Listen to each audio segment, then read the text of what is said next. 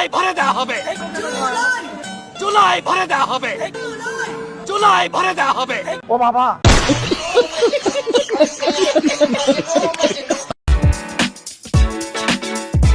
প্রধানমন্ত্রীর জন্য প্রতিদিনের লাঞ্চের টাকা হলো 100 টাকা। বলেন কি? 100 টাকার বেশি উনি লাঞ্চ করবেন না। সব মিশে কথা। 100 টাকায় কি লাঞ্চ হয় আপনারাও জানেন।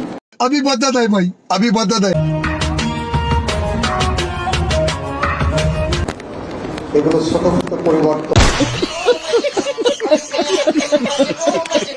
এটা হাড্ডি ভাইয়ের ভাই, এটা খাওয়ানোর জিনিস তো ভাই, ভালো জিনিস ভাই, নেন নেন নেন নেন, এটা হাড্ডি ভাইয়ের ভাই।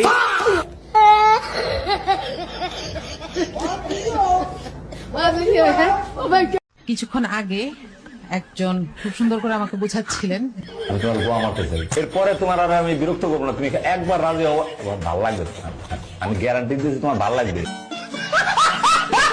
গণ অভ্যুত্থান তো আমরা পয়দা করেছি, আজকে এই গণ অভ্যুত্থানের কথা বলা হয়। গণ অভ্যুত্থান তো আমরা পয়দা করেছি, গণ অভ্যুত্থানের পাইওনিয়ারদেরকে আমরা তৈরি করেছি। সব মিশে কথা। আমরা জানি যে কিভাবে কোথায় কিভাবে আন্দোলন সংগ্রাম কোন কৌশলে কি হয়েছে। এইটা তো তরুণদের নিয়ে আমরা করেছি। আমি নুরু ভাইকে বলবো, নুরু ভাই, তোমারে যখন তোমার চেয়ে আমি বয়সও বড়, রাজনীতিও বড়, তুমি রাজনীতি করছো শুক্রের 8 দিন, আর আমি বেগম খালেদা জিয়া যখন ছিল 91 নির্বাচনের থেকে আমি রাজনীতি করি। সুতরাং নুরু তোমারে বলি, শোনো, তুমি যে বলছো, যুক্তি দেখাইছো যে এমপি মন্ত্রীর কাছে অনেক লোক মসজিদ, মাদ্রাসা, চিকিৎসা, বিভিন্ন সাহায্যের জন্য আসে। এমপিদের বেতন যদি 5 লাখ হয়, মন্ত্রীদের ন্যূনতম 10 লাখ হয়। এই বেটা ফকিন্নির ভূত, এই বেটা ফকিন্নির ভূত, এই ফকিন্নির ভূত, এই তোর বাপরে আমি চিনি না? এই তুই মন্ত্রী হয়েছিস, জুলাই যুদ্ধেরা কোনো মন্ত্রী গোনে?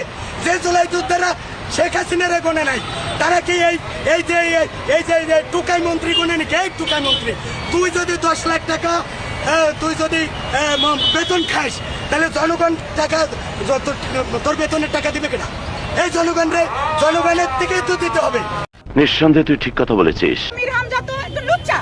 ওর কথা কি বলবো? ও নারীদের বডি নিয়ে কথা বলে, ও নারীদেরকে বিভিন্ন ওয়াজ মাহফিলে মানুষ হাদিস কুরআন কিতাবের শিক্ষা দেয়, ও দেয় কার বউ কি করেছে, কার মেয়ে কি করেছে, কার শাশুড়ি কি করেছে, কার জামাই কি করছে, এই সমস্ত নোংরা বক্তব্য। ওর খালিদা না গো, সারে কোন রকম কোনো শর্টেজ নাই, সাপ্লাস আছে আমরা অনেক। আচ্ছা, অনেক জায়গায় ওয়্যার হাউসে জায়গা পাইতেছি না, অন্য জায়গায় প্রোটেক্ট করে রাখতে হইতেছে, কিছু করার নাই।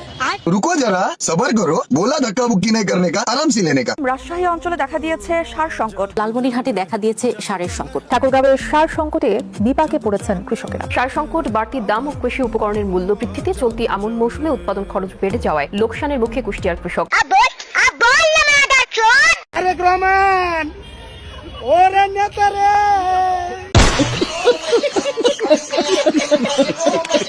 প্রথম নারী মুক্তিযোদ্ধা হিসেবে দেশনেত্রী বেগম খালেদা জিয়া, তাকে স্বীকৃতি দেওয়াটা অত্যন্ত গুরুত্বপূর্ণ।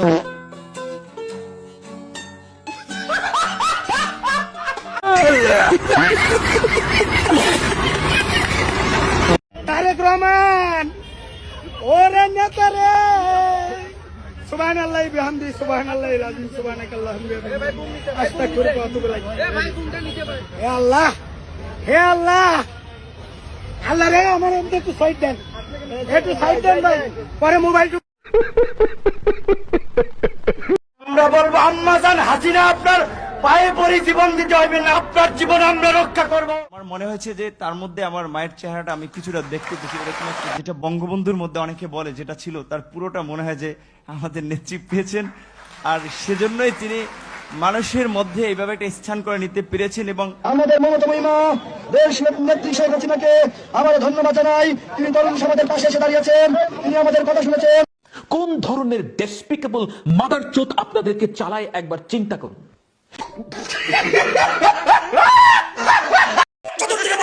শহরের মধ্যখানে কোন ভাস্কর্যের উপর মূর্তি বসতে পারবে না। আবার পরিষ্কার বলছি, আমরা ভাস্কর্য বিরোধী, আমরা মূর্তির বিরোধী। সেই মূর্তি যদি আমার বাবার মূর্তি কেউ নির্মাণ করে, আমি সেই মূর্তিও ভেঙে গুড়িয়ে দেবো। আপনি তো সেল সেলায় বেচতে যাইবেন। মুখাবয়বকে বাদ দিয়ে অবশিষ্ট যে দৃশ্যগুলো সেগুলোকে চিত্রিত করার জন্য পরামর্শ দিব। সেখানে খুব বেশি পরিবর্তনের প্রয়োজন হবে না। আমরা ভাস্কর্য বিরোধী।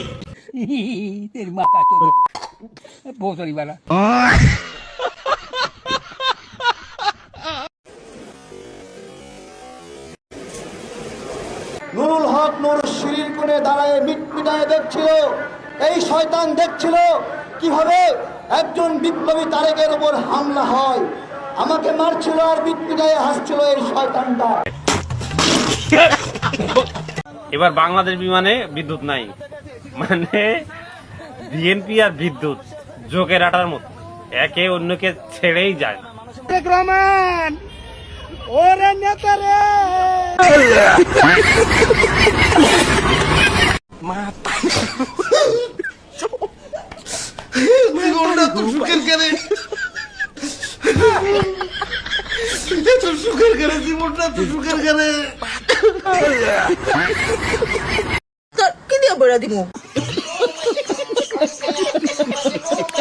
আর আশেপাশে যে সমস্ত মালগুলি একত্র করেছেন এই মালগুলি থেকে মুক্তি নেন। এগুলি ভালো মাল না, পচা মাল। পচাও এরকম না, আমাদের দেশে বলে লইটে মাছ, ফেলে খাওয়া যায় না। এগুলি লইটে মাছের থেকেও খারাপ। এগুলির থেকে মুক্ত হন, এবং যারা বেফাস কথা বলে মন্ত্রণালয় চালায় তাদের থেকে আমাদেরকে মুক্তি দেন।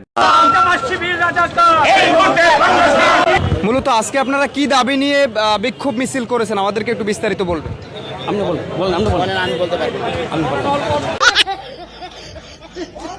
একটু কথা বলবো, কি দাবি নিয়ে আপনারা আজকে বিক্ষোভ মিছিল করেছেন? আপনার সাথে একটু কথা বলবো। প্লিজ আমাকে ক্ষমা করে দাও। মূলত আজকে আপনারা কি কারণে মিছিল করেছেন এবং কি দাবি নিয়ে মিছিল করেছেন? একটু পরে কথা বলবো।